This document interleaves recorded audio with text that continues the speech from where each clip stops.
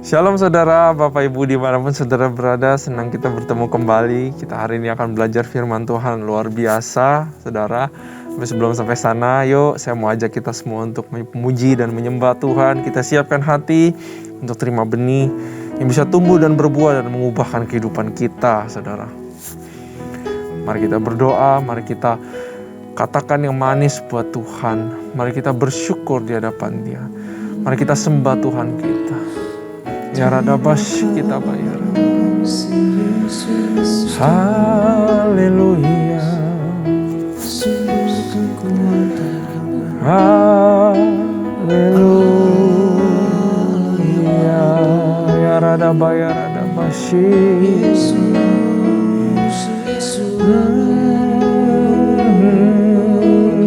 Ya radabaya radabasi. Ya rana bayar ala ya rana basi, kata bayar ala ya rana basi. Thank you Jesus, thank you. Makasih Tuhan.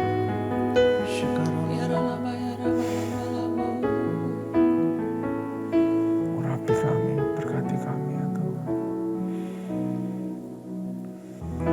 Tak selalu Tuhan menjawab doa, namun Dia beri yang terbaik di waktu yang tepat.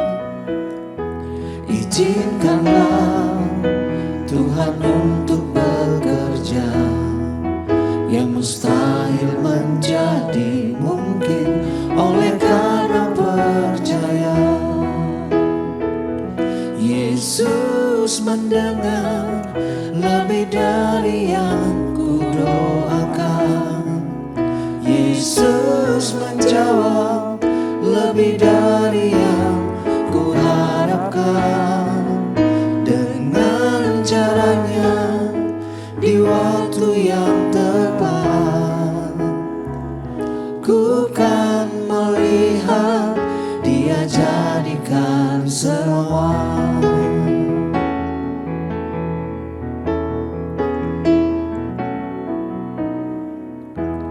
Selalu Tuhan menjawab doa, namun Dia beri yang terbaik di waktu yang tepat. Izinkanlah Tuhan untuk bekerja, yang mustahil menjadi mungkin oleh karena percaya. Yesus mendengar lebih dari yang ku doakan. Yesus menjawab lebih dari yang ku harapkan. Dengan caranya di waktu yang tepat, ku kan melihat Dia jadikan semua. Yesus mendengar lebih dari yang ku doakan. Yesus menjawab lebih dari yang ku harapkan. Dengan caranya di waktu yang tepat, ku kan melihat Dia jadikan semua. Yesus mendengar lebih dari yang ku doakan. Yesus menjawab lebih dari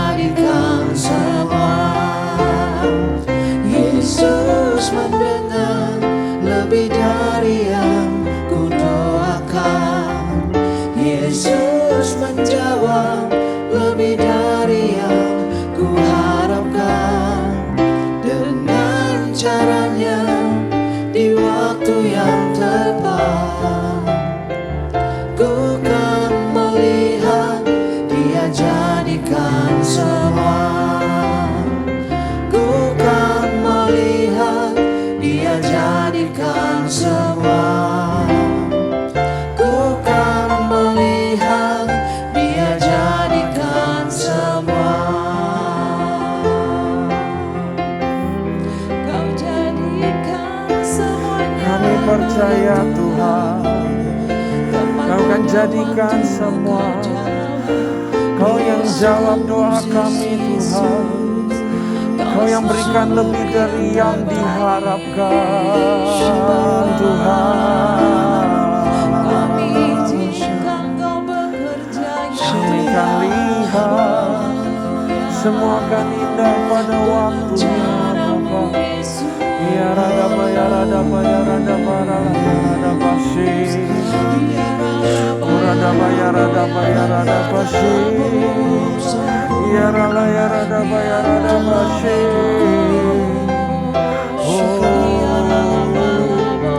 Radaba ya radaba ya radaba ya radaba shi. Thank you Jesus. Thank you Jesus.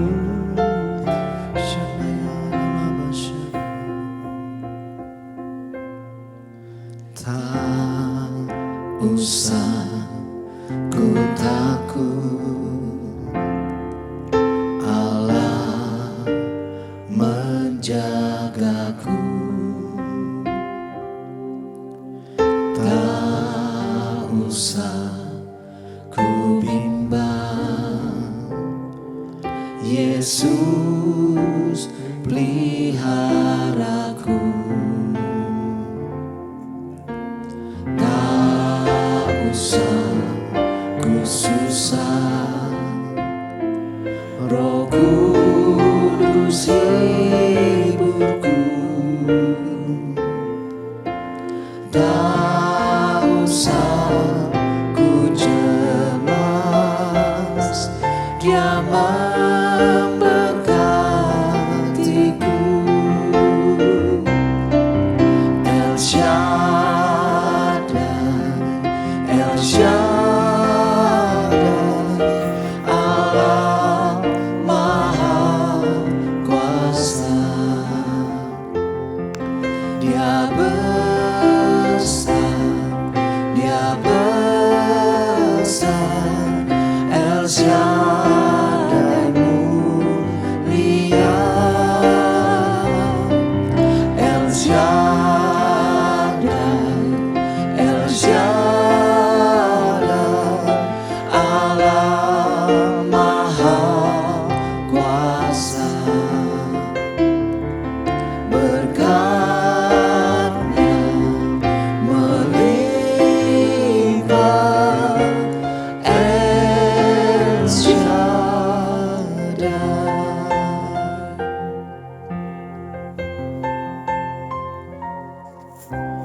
Tak usah ku takut, Allah menjagaku. Tak usah ku bimbang, Yesus peliharaku. Tak usah ku susah, Roh Kudus hiburku. Tak usah ku cemas, Dia memberkatiku. El Shaddai, El Shaddai, Allah Maha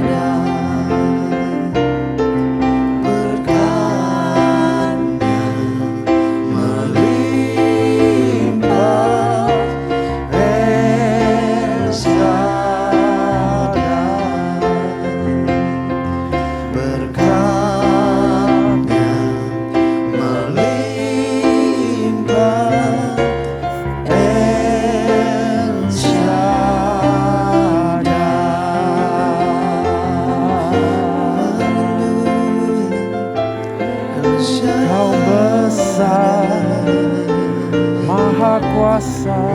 Yesus, kami takkan Wadalah El Shaddai, kami aman di tangan-Mu yang berkati kami, Tuhan.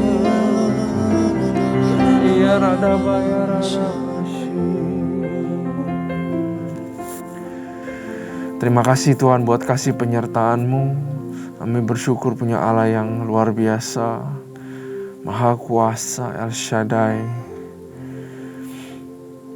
Karena itu ya Bapa, kami berdoa buat sekarang ini, biar lewat pembelajaran firman Tuhan, boleh ada terobosan terjadi, kami mengerti rahasia-Mu, boleh ada pemulihan yang terjadi ya Tuhan. Kami serahkan semuanya pada tangan-Mu, Roh Kudus bekerjalah, tutup bungkus kami semua, lindungi hamba-Mu di balik salib-Mu, berikan urapan yang baru kepada lidah bibir hamba-Mu. Hanya di dalam nama Tuhan Yesus. Haleluya. Amin. Sekali lagi shalom ya saudara. Salam sukacita juga buat kita semua. Mari kita siapkan Alkitabnya saudara, dan juga catatannya jangan lupa. Ya, hari ini kita akan belajar dari 1 Samuel pasal yang ke-22. Mari kita buka 1 Samuel pasal yang ke-22. Daud di Gua Adulam. Saudara, konteksnya Daud ini sekarang sedang melarikan diri, sedang dikejar-kejar oleh Saul. Nah, saudara, jadi saudara bisa keep in mind bahwa keadaan Daud di sini it's not good. Ya, mungkin luarnya mungkin terlihat baik, tapi secara dalamnya, secara mental dia dikhianati, dia sedang mengalami disappointment, kekecewaan yang sangat luar biasa sekali. Mungkin spiritnya sedang jeglok, mungkin semangatnya sedang patah. Dan saya percaya ini pasti relate dengan mungkin keadaan kita yang sedang dikecewakan, sedang lemah, sedang letih lesu, saudara. Nah, saya percaya akan dapat sesuatu daripada Tuhan. Lalu Daud pergi dari sana dan melarikan diri ke Gua Adulam. Jadi Gua Adulam itu ada memang di sekitar dekat Bethlehem situ ya, saudara. Adulam, ketika saudara-saudaranya dan seluruh keluarganya mendengar hal itu, pergilah mereka ke sana mendapatkan dia. Berhimpunlah juga kepadanya setiap orang yang dalam kesukaran, setiap orang yang dikejar-kejar tukang piutang, setiap orang yang sakit hati, maka ia menjadi pemimpin mereka. Bersama-sama dengan dia ada kira-kira 400 orang. Saudara, orang yang sama akan menarik orang yang sama kurang lebih. Ya, makanya nggak heran orang-orang yang ikut Daud di tempat itu adalah orang-orang yang sakit hati, yang dikejar-kejar juga, saudara. Orang-orang yang di dalam kesukaran. Karena orang-orang yang sama itulah justru di situ mereka bisa berhimpun dan juga memberikan kekuatan kepada satu sama lain dan bergandengan tangan ya. Orang yang sama akan menarik orang yang sama. Kurang lebih seperti itu, saudara. Ayat yang ketiga. Dari sana Daud pergi ke Misma di Moab dan berkata kepada raja negeri Moab, izinkanlah ayahku dan ibuku tinggal padamu sampai aku tahu apa yang dilakukan Allah kepadaku. Lalu diantarkannya lah mereka kepada raja negeri Moab dan mereka tinggal bersama dia selama Daud ada di kubu gunung. Tetapi Gad nabi itu berkata kepada Daud, jangan tinggal di kubu gunung itu, pergilah dan pulanglah ke tanah Yehuda. Lalu pergilah Daud dan masuk ke hutan Keret. Nah, saudara berhenti dulu sampai di sini. Tadi konteksnya Daud sedang disappointed, sakit hati, lemes. Saudara kira-kira kalau orang yang lagi begini, responnya biasa gimana, saudara? Responnya pasti, udahlah apa-apa juga udah gak mau tahu ya. Udah malas ini, udah malas itu. Saudara, cari Tuhan juga mungkin udah gak mau. Betul? Karena dikecewakan. Ya, sedang sakit hatinya. Nah tapi apa yang dilakukan Daud? Daud memimpin 400 orang.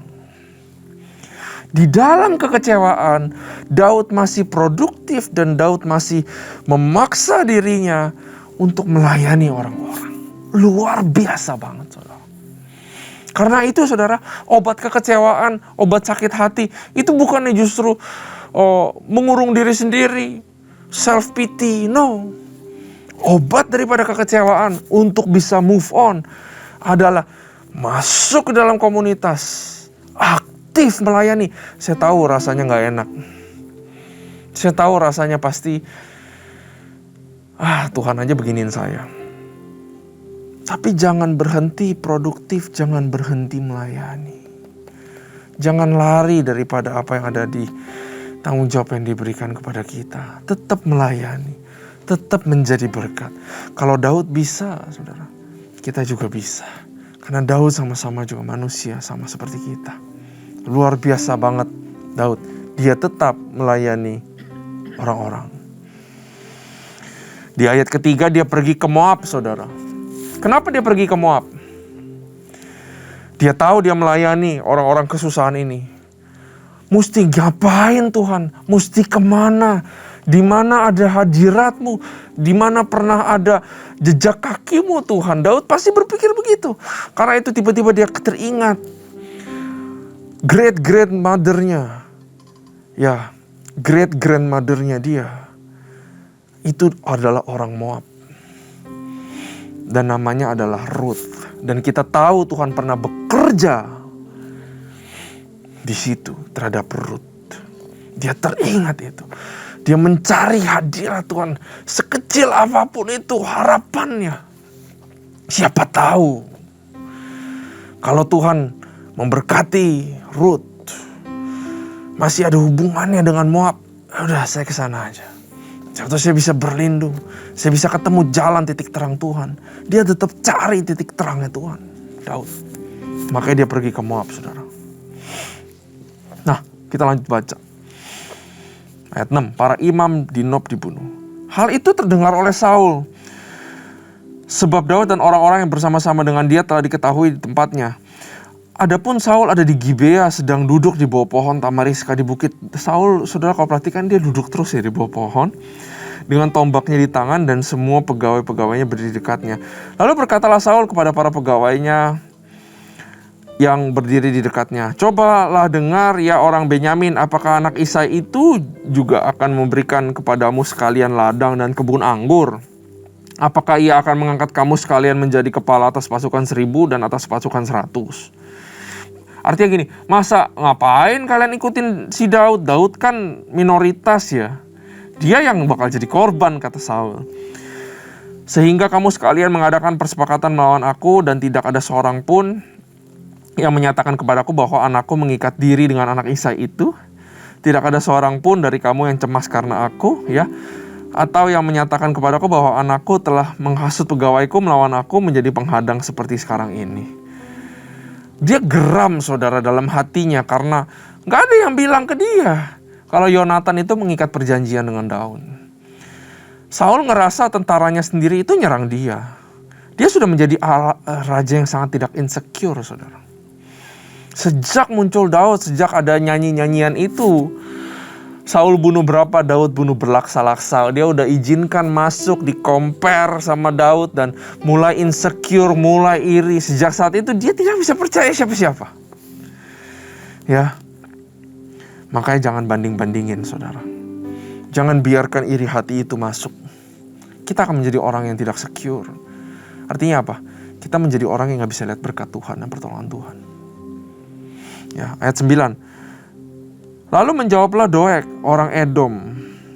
Edom ini salah satu bangsa yang memang menjadi musuh terus orang Israel. Dan di satu titik di dalam peperangan-peperangan, orang Edom ini pasti sudah menjadi in service-nya daripada Saul. Lalu menjawablah Doeg, orang Edom itu yang berdiri dekat para pengawal Saul. Katanya, telah kulihat bahwa anak Isai itu datang ke Nob kepada Ahimelek bin Ahitub. Jadi dilaporin sama si Doeg. Doeg ini adalah kepala shepherdnya daripada Saul, ya. Mungkin dia yang bertanggung jawab atas semua animalsnya daripada Saul, saudara. Tapi dia adalah orang yang self-seeking, orang yang egois, saudara. Orang yang haus akan darah. Dia ini bukan orang bagus, bukan orang baik. Ayat 10, ia menanyakan Tuhan bagi Daud dan memberikan bekal kepadanya, juga pedang Goliat orang Filistin itu diberikan kepadanya. Jadi dia bilang siapa namanya? si Ahimelek itu bantuin Daud. Lalu raja memanggil Ahimelek bin Ahitub, imam itu bersama-sama dengan seluruh keluarganya, para imam yang di Nob, dan datanglah sekaliannya menghadap raja. Kata Saul, "Cobalah dengar ya anak Ahitub." Jawabnya, "Ya tuanku." Kemudian bertanyalah Saul kepadanya, "Mengapa kamu mengadakan persepakatan melawan aku? Engkau dengan anak Isai itu, dengan memberikan roti dan pedang kepadanya." Ia menanyakan Allah baginya, sehingga ia bangkit melawan aku, menjadi penghadang seperti sekarang ini. Lalu Ahimelek menjawab raja, "Bagaimana kami gak bisa tolong ya?" Kurang lebih gitu. "Tetapi siapakah di antara segala pegawaimu yang dapat dipercaya seperti Daud?" Dibalikin saudara Saul. "Saul, bukankah Daud orang yang paling dipercaya? Bukankah Daud yang memberikan kamu kemenangan begitu hebat? Kok kamu malah mau bunuh dia sih?" Dalam tanda kutip seperti itu. Bukankah seorang raja harusnya senang ada panglima seperti Daud? Apalagi ia menantu raja tuh. Tambah lagi dia menantu raja dan kepala pengawalmu dan dihormati dalam rumahmu. Bukankah ini kesukacitaan buat kamu harusnya? Bukan ini pertama kali aku menanyakan Allah bagi dia. Sekali-sekali tidak, janganlah kiranya raja menolak tujuan kepada hambamu ini. Bahkan kepada seluruh keluargaku, sebab hambamu ini tidak tahu apa-apa tentang semuanya itu. Baik tentang perkara kecil maupun perkara besar. Beneran dia gak tahu bahwa Saul itu udah benci, iri hati, mau bunuh segala macam. Di sini ditulis ya. Dia gak tahu perkara kecil, perkara besar. Tetapi raja berkata, "Engkau mesti dibunuh, Ahimelek. Engkau dan seluruh keluargamu." Lalu raja memerintahkan kepada bentara yang berdiri di dekatnya, "Majulah dan bunuhlah para imam itu, sebab mereka membantu Daud. Sebab walaupun mereka tahu bahwa ia melarikan diri, mereka tidak memberitahukan hal itu kepadaku." Kita lihat bahwa betapa pride-nya Saul. Tetapi para pegawai tidak mau mengangkat tangannya untuk memarang imam-imam Tuhan itu. Saudara, pegawainya aja gak mau turut. Lalu berkatalah raja kepada Dog, "Majulah engkau dan paranglah para imam itu." Maka majulah Doeg orang Edom itu lalu memarang para imam itu. Yang membunuh pada hari itu 85 orang yang memakai baju efod dari kain lenan. Juga penduduk Nob, kota imam itu, dibunuh raja dengan mata pedang. Laki-laki maupun perempuan, anak maupun lembu, keledai, domba dibunuhnya dengan mata pedang. Orang yang tidak bersalah dibantai habis sama Saul. Kita habisin dulu saudara. Tetapi seorang anak Ahimelek bin Ahitub namanya Abiatar luput. Ia melarikan diri menjadi pengikut Daud. Ketika Abiatar memberitahukan kepada Daud bahwa Saul telah membunuh para imam Tuhan, berkatalah Daud kepada Abiatar, "Memang pada hari itu juga ketika Doeg orang Edom itu ada di sana, aku telah tahu bahwa pasti ia akan memberitahukannya kepada Saul." Daud bilang, "Akulah sebab utama daripada kematian seluruh keluargamu." Saudara sudah lihat satu bedanya Daud sama Saul? Saul kalau melakukan kesalahan, dia lempar kesalahannya ke rakyatnya. Ingat waktu dia suruh bunuh bangsa Amalek, tulisannya Saul dan rakyat tidak bunuh Agag, mengambil semua jarahan ternak-ternaknya. Samuel pergokin Saul. Saul bilang, "Rakyat yang begitu, bukan saya." Saul begitu, nggak berani responsibel, pengecut. Tapi Daud di sini dengan segala keterbatasannya, dia bilang, "Itu salahku sampai semuanya mati." That's David, punya hati yang suci, yang tulus, yang bersih, saudara. Gak takut kelihatan lemah, gak takut kelihatan salah. Ini adalah pemimpin yang luar biasa. Gak takut salah, gak takut mengekspos kelemahannya. Ya, ayat 23, "Tinggallah padaku, janganlah takut, sebab siapa yang ingin mencabut nyawamu, ia juga ingin mencabut nyawaku. Di dekatku engkau aman." Saudara, apa yang kita bisa belajar dari sini, saudara? Kita lihat bahwa karena mulai dari membanding-bandingkan, Saul ya, masuk iri hati. Gara-gara iri hati ngebanding-bandingkan, mulai insecure, aku kalah nih sama Daud. Padahal Saul itu hebat loh. Tinggi, besar, gagah perkasa, juga diurapi Tuhan. Ya, tapi dia cinta sama orang, bukan cinta sama Tuhan. Dia takut sama orang, bukan takut sama Tuhan. Gara-gara udah ada iri hati, lama-lama benci, saudara. Lalu akhirnya yang terjadi terakhir adalah hatinya sudah menjadi gelap dan matanya gelap. Orang yang udah matanya gelap, mengambil keputusan pasti salah. Karena itu Saul membunuh seluruh orang-orang Nob itu. Dibantai habis sama Saul. Semua karena apa, saudara, akarnya di sini? Semua karena dia membanding-bandingkan, comparison. Saya berdoa biar kita tidak membanding-bandingkan. Setiap orang punya berkatnya masing-masing. Marilah kita bersyukur atas berkat kita. Semua orang punya takarannya masing-masing. Tapi semua orang dikasih kesempatan yang sama besarnya untuk meningkatkan takarannya masing-masing. Apabila kita tidak bisa kuat terhadap sinar seseorang, maka jangan banding-bandingkan dengan orang itu. Kalau kita takut menjadi iri hati dan rusak hatinya, kita nggak bisa handle glory satu orang, mungkin teman saudara. Saudara kalau bandingin sama dia, aduh saya kalah semuanya. Kalau saudara nggak mampu bandingin, nggak kuat hati, jangan bandingin, don't follow. Jangan biarkan celah itu masuk untuk kita menjadi iri hati dan akhirnya kita menjadi gelap mata. Jangan bandingkan pencapaianmu terhadap pencapaian orang lain. Jangan bandingkan saudara yang punya anak-anakmu dengan anak-anak orang lain. Jangan bandingkan berkatmu dengan berkat orang lain, saudara. Ya, jangan bandingkan glory atau kejayaan masa lalu dengan masa sekarang.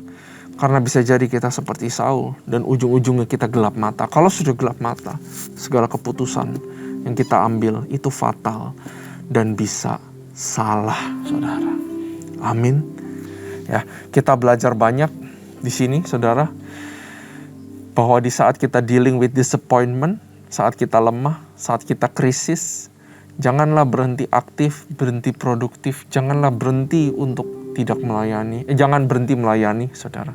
Sama seperti Daud yang terdesak, harusnya dia yang di-encourage ya, saudara. Harusnya Daud yang dilayani, tapi Daud malah mengambil keputusan untuk melayani orang-orang yang kesusahan. Saya harap kita bisa belajar banyak dari pembelajaran ini. Mari kita tundukkan kepala. Tuhan, terima kasih buat berkat-Mu, firman-Mu ini yang mengajarkan kami begitu banyak hal, supaya kami menjadi orang yang lebih baik, Tuhan. Kami excited untuk selanjutnya baca-baca lagi pasal yang selanjutnya, belajar lagi, Tuhan. Berkati umat-Mu, Tuhan, setiap orang di tempat ini yang mendengar, setiap orang di program ini ya Tuhan. Apabila ada yang sedang mengalami krisis seperti Daud, Gua adulam artinya adalah tetap produktif dan tetap melayani. Aku berdoa biar kami semua don't give up dan kami tetap berjalan teguh apapun yang kami hadapi. Terima kasih Tuhan, terima kasih Allah.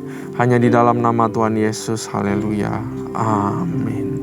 Tuhan Yesus memberkati.